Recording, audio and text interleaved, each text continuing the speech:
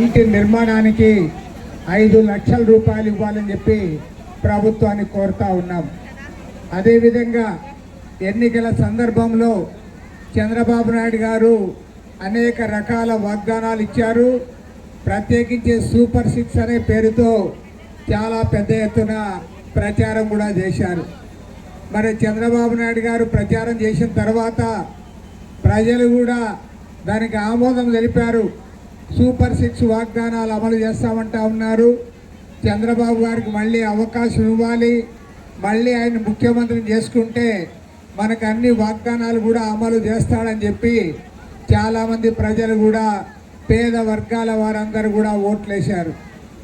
ఇవాళ అధికారానికి వచ్చి రేపు 12వ తేదీ నాటికి 1 సంవత్సరం అవుతుంది.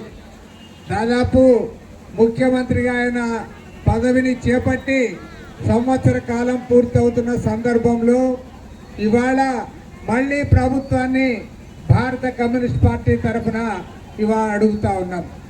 అయ్యా, మీరు అధికారం వచ్చారు, మీకు అసెంబ్లీలో కూడా భారీ మెజారిటీ ఉంది. ఇవాళ కూటమి ప్రభుత్వానికి దాదాపు 164 మంది ఎమ్మెల్యేలు ఉన్నారు. ప్రతిపక్ష పార్టీకి 11 మంది ఎమ్మెల్యేలు మాత్రమే ఉన్నారు.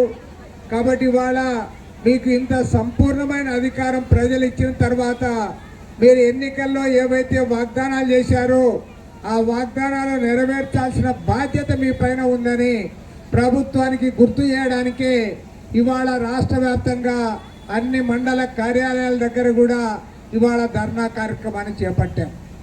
ఆ రోజు చాలా స్వయంగా చెప్పాడు.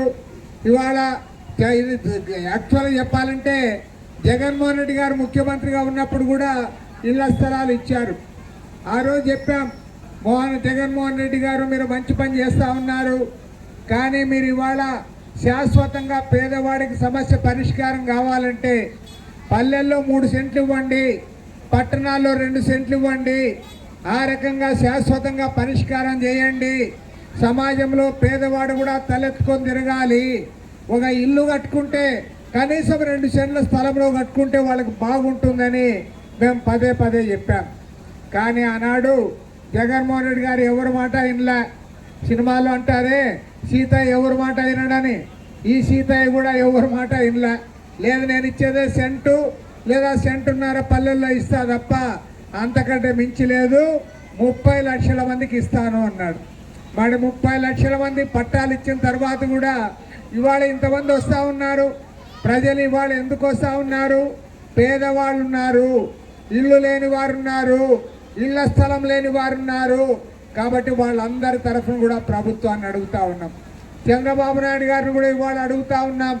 ఈ రాష్ట్ర రెవెన్యూ మంత్రి గారు కూడా దీని మీద దృష్టి సారించాలని కోరుతా ఉన్నాం. ఎందుకంటే ఈ ప్రభుత్వం అధికారంలోకి వచ్చిన తర్వాత ముఖ్యమంత్రి గారు క్యాబినెట్లో కూడా మాట్లాడారు. మాట్లాడిన తర్వాత మేము కూడా అనుకున్నాం, ఈ ప్రభుత్వం చాలా సీరియస్గా ఉంది. 2 సెంట్లు ఇస్తుంది పట్టణాల్లో, గ్రామాల్లో 3 సెంట్లు ఇస్తారు, ఇంకేమి ఇబ్బంది ఉండదు పేదవాళ్ళకు అనుకున్నాం. కానీ అది జరగలే.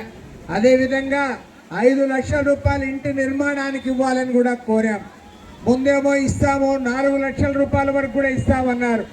ఈ మధ్యలో ఒక పెళ్లిలో కనపడినాడు కదా మన గృహ నిర్మాణ మంత్రి పార్థసారథి గారు.